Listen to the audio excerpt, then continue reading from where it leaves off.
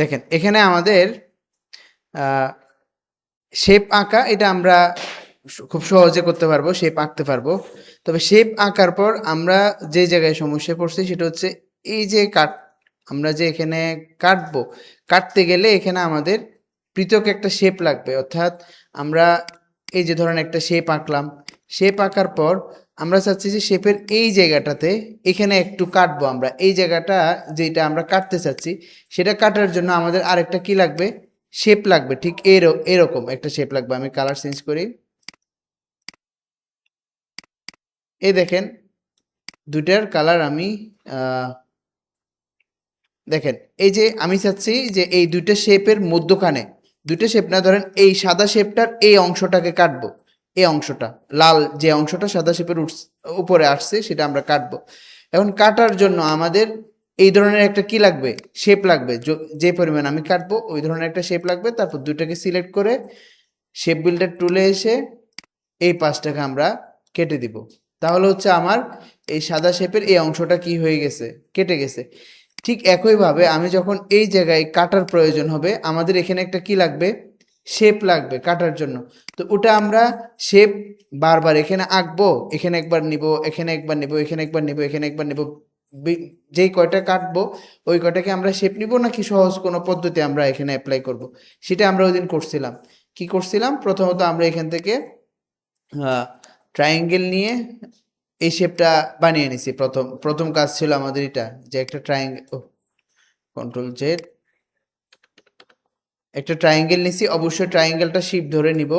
Triangle নেওয়ার পর ট্রায়াঙ্গেলের কালারটা কোথায় রাখবো, স্ট্রোকে রাখবো। আর বোঝার জন্য ট্রায়াঙ্গেলের কালার আমরা যেটা দেখা যায় ওই ধরনের একটা কালার নিলাম।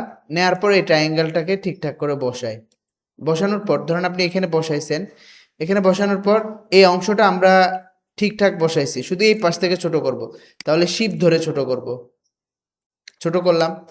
ছোট করার পর এবার আমি এই ট্রায়াঙ্গেলটা কন্ট্রোল সি কন্ট্রোল এফ দিয়ে কপি করে এর ভিতরে একটা বসাচ্ছি। ঠিক আছে, এটা ধরেন আপনি এখানে বসাতে পারেন। এই অঙ্কটা যদি ঠিকঠাক থাকে আমরা ধরেন শুধু এই পাশ থেকে একটু বড় করব, হয়ে গেছে। এবার এই ধরনের আমাদের আরো কয়টা ট্রায়াঙ্গেল লাগবে, দুইটা লাগবে। তাহলে এটার আমরা একটা কপি নিই, কপি নিলাম, এবং কপিটা নিব একদম কি ধরে, শিপ ধরে। তো এরপর আমাদের আরেকটা এখানে কি লাগবে, ট্রায়াঙ্গেল লাগবে। এই দুইটা সিলেক্ট করেন, একটা সিলেক্ট করলে হচ্ছে, কপি করে নিচ্ছি। এখন এখানে একটা বিষয়, আমি এই যে এটাকে এই ট্রায়াঙ্গেল এই দুটাকে আমি কন্ট্রোল জি দিয়ে গ্রুপ করে ফেলবো। এখানে আমরা এই জায়গায় নিচে যেই ট্রায়াঙ্গেল দুটা আসবে এটা যাতে একদম এখানে কি থাকে, বরাবর থাকে। এই জন্য আমরা এখানে একটা কাজ করবো, সেটা হচ্ছে এই যে দুইটাকে আমরা কপি করছি এখানে, এই দুইটা সরি এই দুইটাকে আমরা কি করে রাখছি, গ্রুপ করে রাখছি। ঠিক আছে, গ্রুপ করার পর গ্রুপের ভিতর থেকে আমরা কোনো কিছুকে সিলেক্ট করার জন্য কি করব, ডবল ক্লিক করলাম, এই দুইটাকে সিলেক্ট করব। শুধু ডবল ক্লিক করে শুধু এই দুইটাকে কি করলাম, সিলেক্ট করলাম। করে কন্ট্রোল সি, এটুকুতে আমরা বের হয়ে যাব, কন্ট্রোল ভি, পেস্ট করছি, আসছে। আসার পর এটা একদম বরাবর করে বসাবো আমরা। এখন যদি মনে করেন যে আপনি এখন যেটা বসাচ্ছেন এই যে এই দুইটা বরাবর করে বসে নাই, এরকম যদি মনে হয় যে আপনি এই দুটাকেও গ্রুপ করে ফেলি, কন্ট্রোল জি, এই দুইটা যে আপনি এখানে একদম বরাবর করে বসাচ্ছেন, বরাবর বসতেছে না, হাতের ইশারায় হচ্ছে না, তখন এখানে একটা কাজ করবেন। সেটা হচ্ছে আমরা এই দুইটার মাঝে দুইটাকে বসাবো, তাই না? এই জন্য আমরা এই দুইটাকে সিলেক্ট করব। এখন এখানে কয়টা অবজেক্ট, তিনটা, কারণ এই দুইটা এখানের পুরোটা একটা গ্রুপে আছে, এটা একটা গ্রুপে আছে। তার মানে এখানে এখন কয়টা অবজেক্ট আছে, দুইটা অবজেক্ট আছে। আমি এই দুইটা অবজেক্টকে সিলেক্ট করলাম। করে উপরে দেখেন অ্যালাইনের একটা কি আছে, টুল আছে। যদিও আমরা পরবর্তী আমাদের ক্লাস শুরু হলে তখন আমরা অ্যালাইন টুল আরো বিস্তারিত দেখব। এখান থেকে আমরা ভার্টিক্যাল হরিজন্টাল এবং ভার্টিক্যাল দুইটাতে আমরা সেন্টার করব। কি করছি দেখেন, পুরোটাকে সিলেক্ট করছি, ভার্টিক্যাল অ্যালাইন সেন্টার এবং হরিজন্টাল অ্যালাইন সেন্টার দুইটাতে ক্লিক করব। এই জায়গাটা এবং এই জায়গাটা দুইটাতে ক্লিক করলাম। তার মানে আমাদের এখন এই 5টা একদম কোথায় আছে? মধ্যখানে আছে, বুঝতে পারছেন? একদম এই দুইটার কোথায় আছে? মধ্যখানে আছে। এখন কি করব আমরা? এটাকে ধরে অল্টার প্রেস করে, সরি শিফট প্রেস করে, ভুল হয়েছে, শিফট প্রেস করে একদম এখানে নিয়ে আসবো। ও আমি শিফট না ধরে অল্টার ধরতেছি, এই জন্য শিফট প্রেস করে একদম নিচে নিয়ে আসবো। তাহলে একদম কোথায় বসবে? বরাবর বসবে। মানে আমাদের এই জায়গাটা যদি বরাবর না বসায়, পরবর্তীতে দেখা যাবে যে আমাদের এখন দেখেন একদম বরাবর বসছে কি বসে নাই? বসছে। এবার আপনি কাটার জায়গায় আসেন। তো কাটার জন্য এখন আমরা এটাকে আর গ্রুপ করে রাখার দরকার নাই। আপনি এটাকে এখন কি করতে পারেন? আনগ্রুপ করতে পারেন। আমাদের মূলত এটাকে একদম বরাবর করে বসানো, সেটা হচ্ছে উদ্দেশ্য। তো এই জন্য আমরা এটা যদি আহ, আমাদের হাতের ইশারায় করে ফেলতে পারি, আমরা হাত দিয়ে এইভাবে খুব নিখুঁতভাবে দেখে কন্ট্রোল ওয়াই দিয়ে দেখে আমরা যদি এটাকে বসাতে পারি, তাহলে তো ভালো। যদি এই যে দেখেন এভাবে,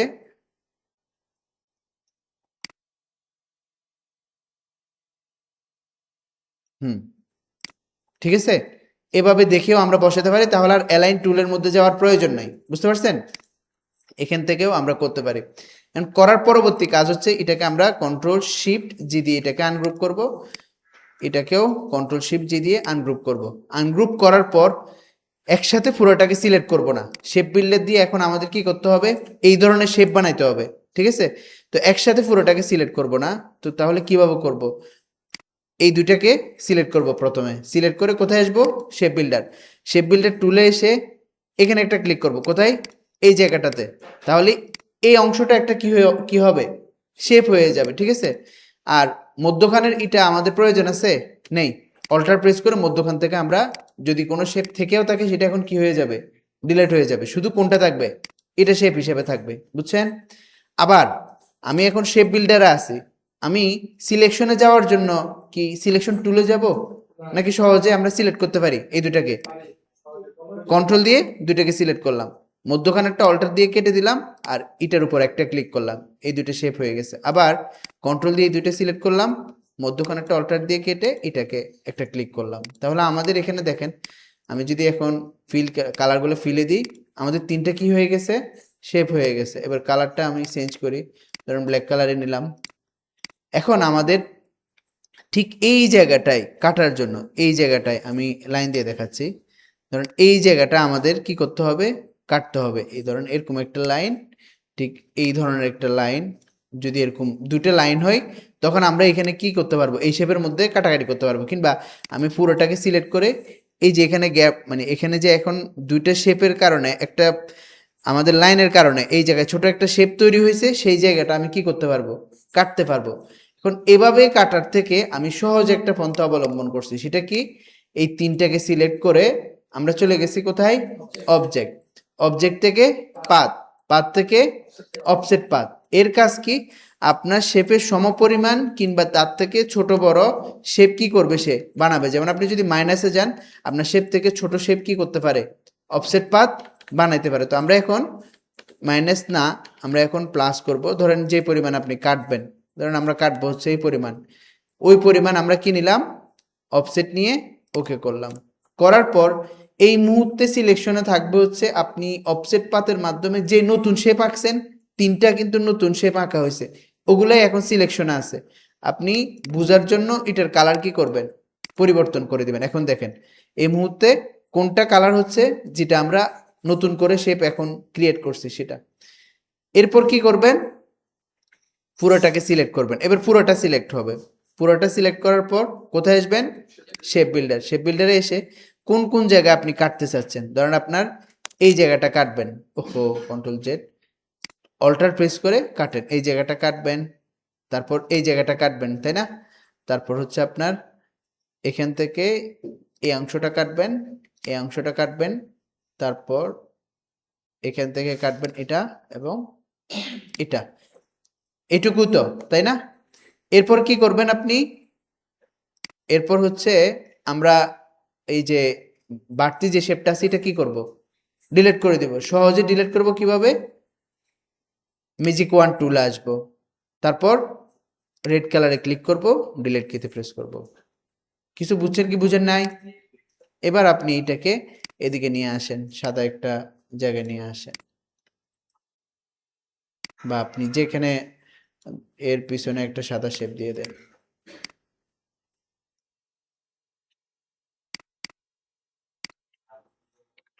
জি, হ্যাঁ আর্টবোর্ড দিতে পারেন, আপনার ইচ্ছে যেভাবে খুশি সেভাবে দেন। তাহলে বিষয়টা বুঝছেন কি বুঝেন না এখন? পারবেন? আচ্ছা, ঠিক আছে। তাহলে জি, ওয়াটারমার্ক ওটা তো আমাদের লেখার দরকার না, ওটা তো ওই শাটার স্টক থেকে নেয়া, এই জন্য শাটার স্টকের ওয়াটারমার্ক দেয়া।